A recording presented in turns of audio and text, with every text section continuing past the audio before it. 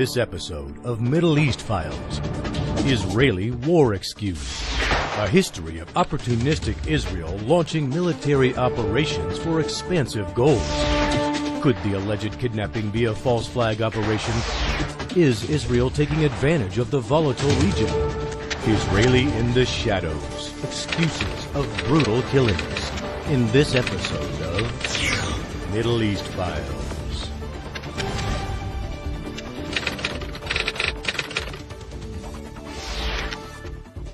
Hello, welcome to this edition of Middle East Files. I'm your host, Lamis Karut.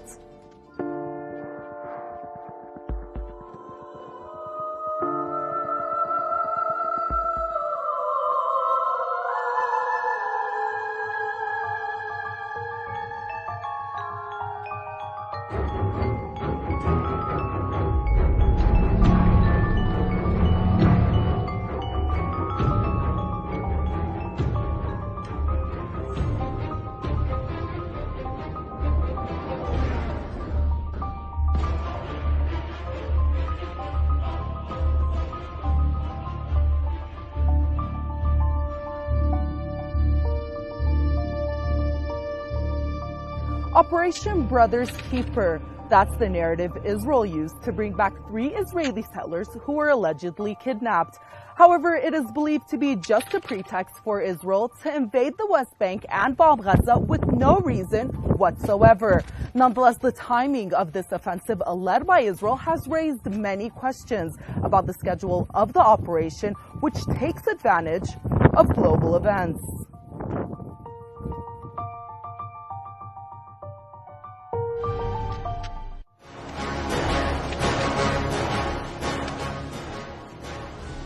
On June 12, 2014, 3 Israeli settlers disappeared as they left the illegal settlement block in the occupied West Bank known as Etzion.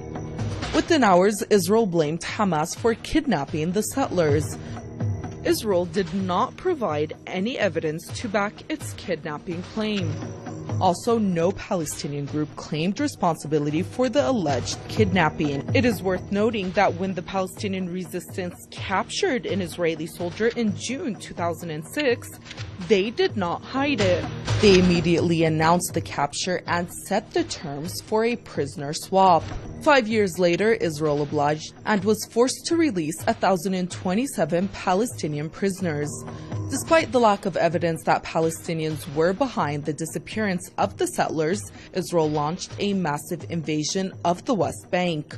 Air raids were also carried out against the besieged city of Gaza. The Israeli military dubbed its collective punishment of the Palestinian population Operation Brother's Keeper. The Zionist authorities claimed that the invasion of Palestinian towns in the West Bank was to search for the missing settlers. The scale of the operation was clearly larger than a search for 3 missing people. Keep in mind that Israel's apartheid practices already restrict movement in the West Bank. The West Bank is divided into 70 isolated cantons. There are also over 500 military checkpoints in the area that make it impossible for the alleged kidnappers to commute easily. The bodies of the missing settlers were found on June 30th. According to Israeli press, they were buried within a 10-minute drive from where they had disappeared. The location was also meters away from an Israeli military point. The timing of the Israeli operation also raises many questions. It coincides with the beginning of the Football World Cup.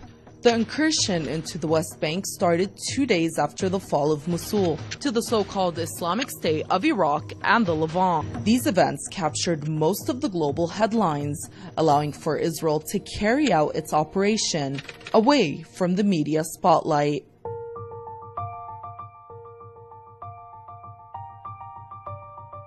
Further elaborating on the Israeli invasion is Mr. Issam Naaman, and he is the former Lebanese minister as well as a political columnist. Why is it, in your opinion, that the Israeli entity is able to get away with these horrendous crimes and really no one condemns it, and specifically the international community?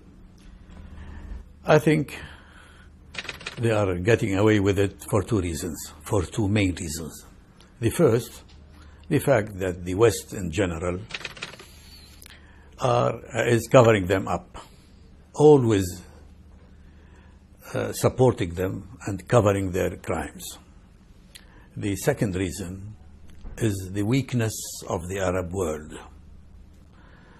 Were the Arab world strong enough, I think the West itself would have different policy towards them, towards the Arabs, and towards Israel. Arab rulers look after their own interests, and on the other hand, we have a pluralistic society divided by different religious sects. And of course, the West, as well as the Zionists, are playing on this diversity, this Arab diversity. So the Arabs, in fact, are against themselves. Well, is then the collective punishment that Israel's practicing at the moment considered a war crime? Well, they know it is it's a crime against humanity, and it's committing war crimes.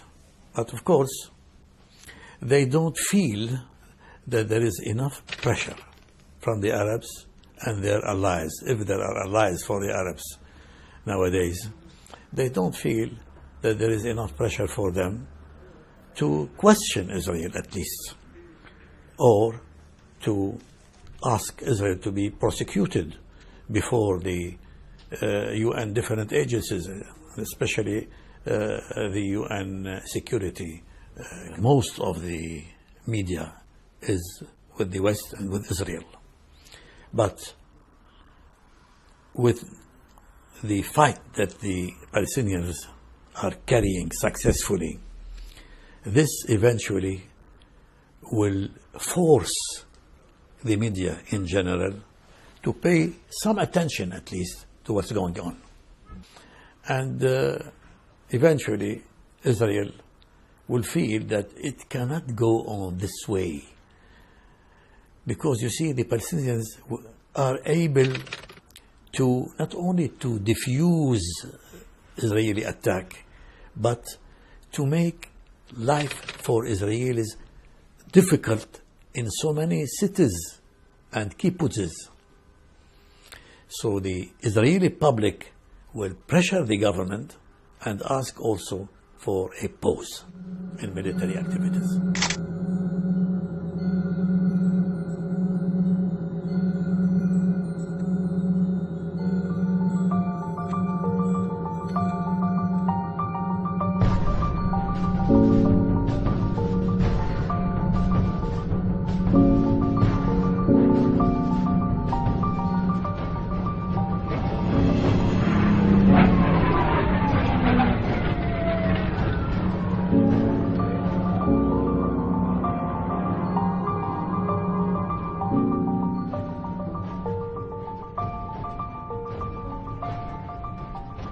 From the Lavon affair in Egypt to Munich and Black September, the Israeli army has had a dark side in carrying out military operations and hiding behind false flags.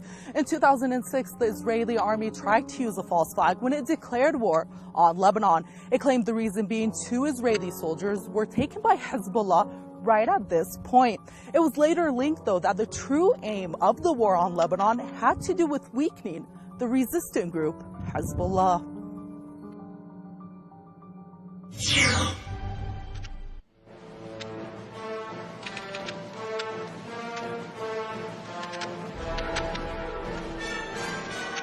It is highly unusual, possibly unique in military history, for a nation to mobilize and engage whole divisions or brigades in response to the death, injury, or abduction of individual soldiers.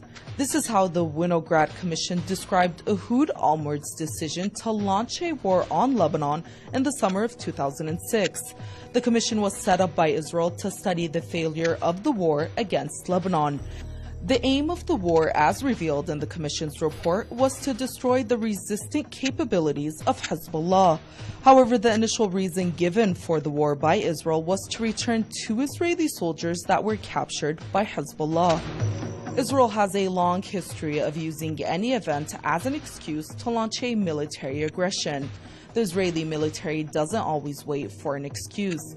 Sometimes it creates it with false flags operation. One of the most infamous Israeli false flags was in 1954. An Israeli spy ring carried out a terrorist bombing campaign against U.S. and British interests in Cairo. The aim of the operation was to incite the Western powers against pro-Palestinian Egyptian groups. The Egyptian government foiled the plot. Israel admitted to the plot 51 years later when it honored the terrorists involved. In 1972, Israel used the Black September attack on the Israeli Olympic team in Munich to launch a 20-year assassinations campaign. In April of 1973, an Israeli assassination team attacked Beirut, killing tens of civilians, along with 3 Palestinian leaders. Also in 1973, a team of 14 Mossad agents killed Moroccan waiter Ahmed Bouchiki as part of this campaign in Lillehammer, Norway. The Israeli assassination squad mistook him for Abu Hassan Salami, a PLO leader who was linked to the American CIA. The Israeli Mossad blew up a car bomb on a crowded Beiruti street in 1979 that killed Salami along with 8 innocent bystanders. While the Munich campaign was declared over, its assassinations continue inside and out Palestine. Perhaps the operation that most resembles the latest invasion in the West Bank happened in 2002. Israel used a bombing in the coastal town of Netanya to launch a full invasion of the West Bank as part of what the Ariel Sharon government called Operation Defensive Shield. The Israeli invaders committed the Jenin massacre, in which dozens of Palestinian civilians were killed. Again, there was no evidence linking the Netanya bombing to any of those targeted by the military action. The latest military action by Israel comes at a time where its leadership has expressed its disapproval of Palestinian reconciliation. Since the National Unity Agreement was signed between Hamas and the Palestinian Authority last April, most Israeli leaders, including Benjamin Netanyahu, have stated that they will not accept the presence of Hamas in government. The wide-scale invasion of the West Bank can put just enough strain on the fragile unity agreement to break it. This would achieve one of Israel's main political objectives, which, of course, is not related to the death of the 3 settlers.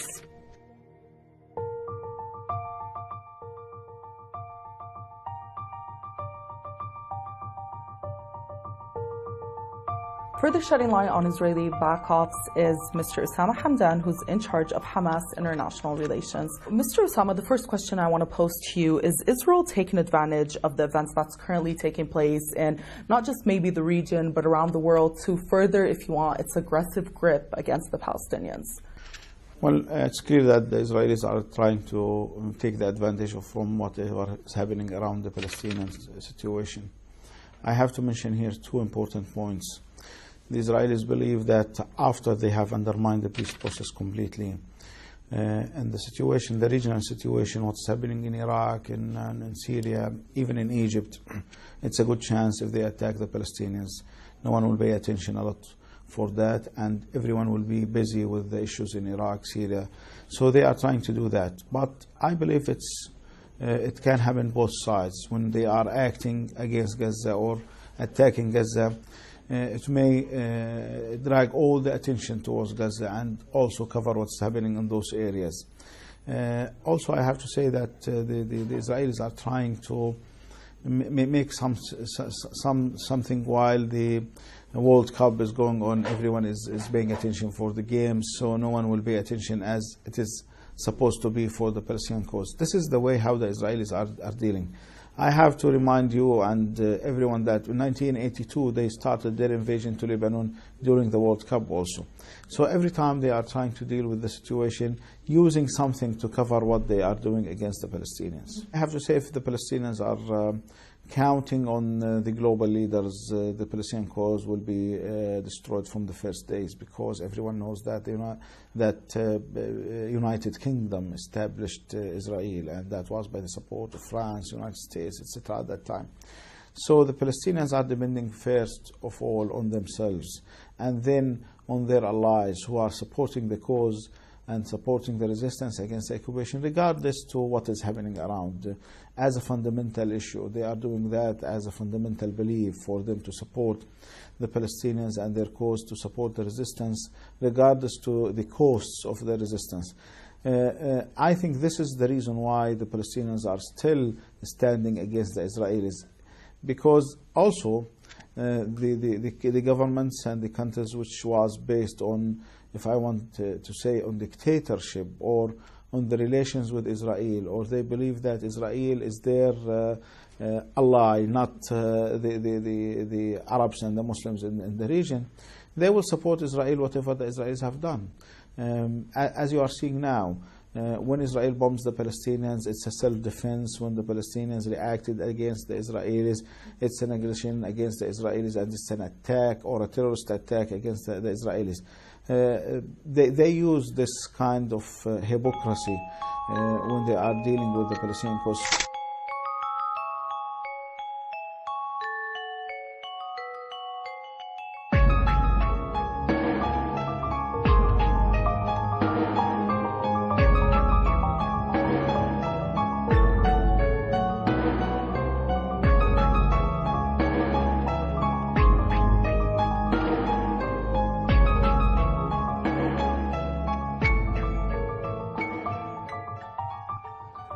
Throughout history, Israel has made gains of events taking place in the region to strengthen its oppressive grip against the Palestinians. But it's not only Palestine and Lebanon that Israel has used force against. Israel has taken advantage of turmoil in Yemen, Egypt, and other Arab countries to further its settler project.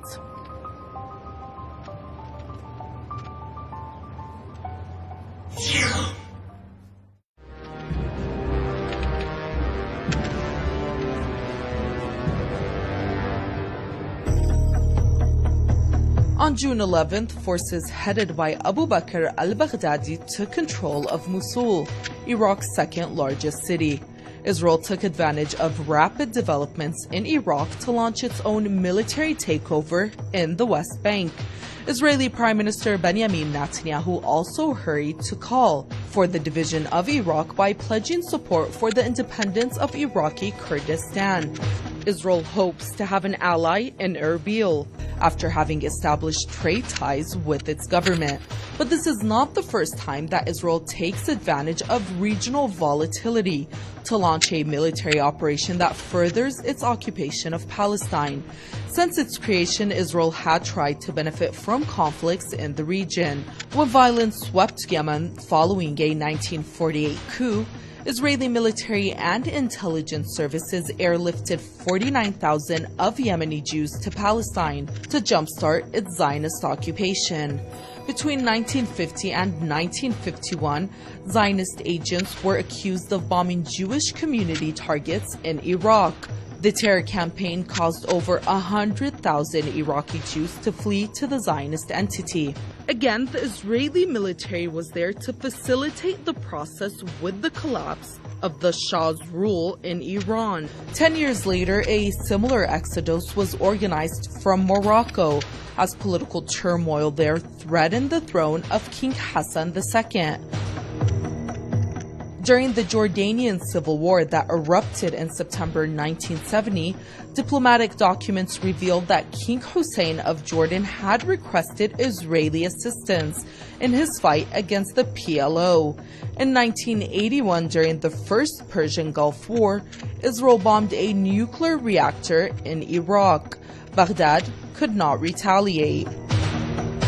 Israel has also took advantage of natural disasters.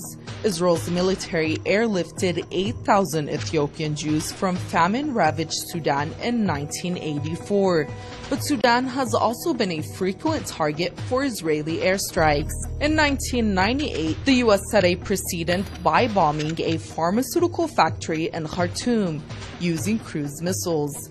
Its excuse was that the plants were affiliated with Al-Qaeda. Since then, Israel has carried out airstrikes against Sudan using the War on Terror label. In 2009, Israel bombed a convoy near the Egyptian border, killing 119 civilians. In 2012, Israeli jets destroyed a munitions factory south of Khartoum. Neither the U.S. nor Israel provided any evidence of al-Qaeda presence in Khartoum. Finally, Israel took advantage of the war in Syria to carry out multiple attacks against the country. In the last 2 years, Israel has launched at least 4 strikes on Syrian targets around Damascus and near the coastal city of Latakia.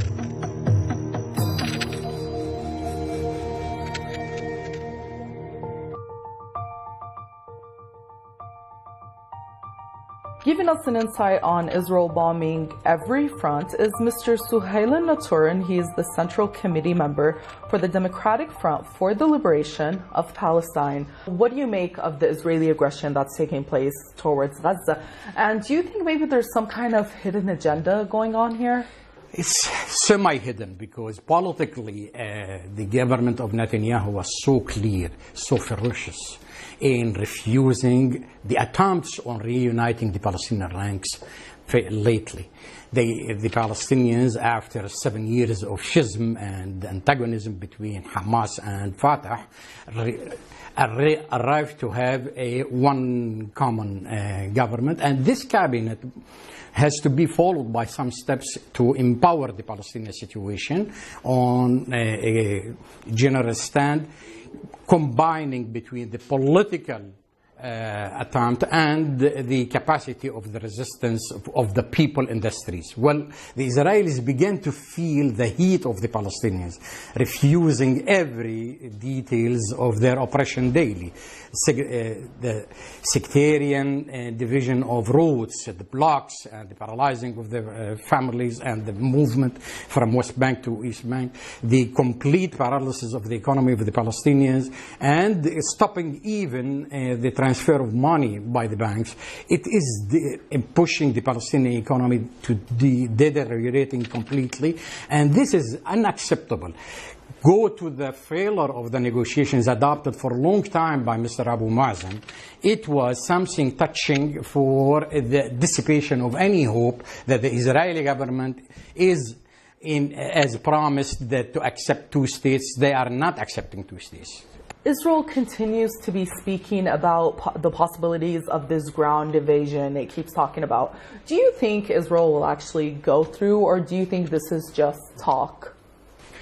We have to take it as the process is demonstrating. Until now, the beginning of the military operation began slowly. It was beginning that as a searching for the killers of the 3 settler colonialists. And then they were transferring to not only the punishment of the Palestinians, but also to get back the fear inside the Palestinian society from the capacity of the Israeli brutal reactions. So the deterrence idea that the Israelis are trying to impose in the mentality of the Palestinians in order to paralyze their struggle.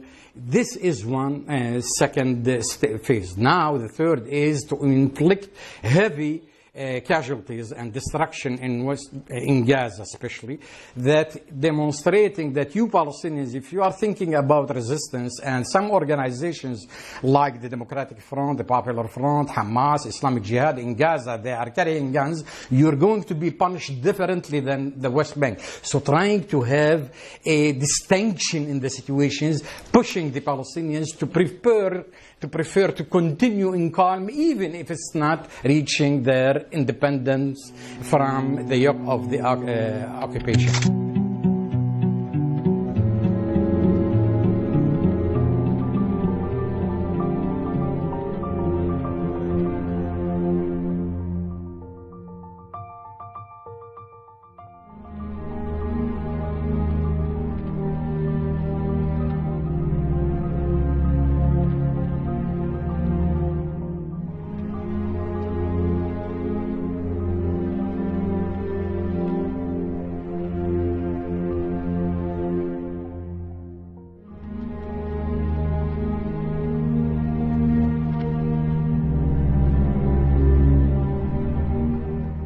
pretext of the alleged kidnap of 3 settlers came at a time of heightened tensions within the region, with ISIL taking control of Iraq's Mosul and media outlets being too busy with other news, such as the World Cup. International nations have largely been silent when it comes down to Israel's brutal aggressions, giving it an excuse to hide behind the shadows and continue its atrocities. Thanks so much for watching this edition of Middle East Files. I'll see you next time. Goodbye.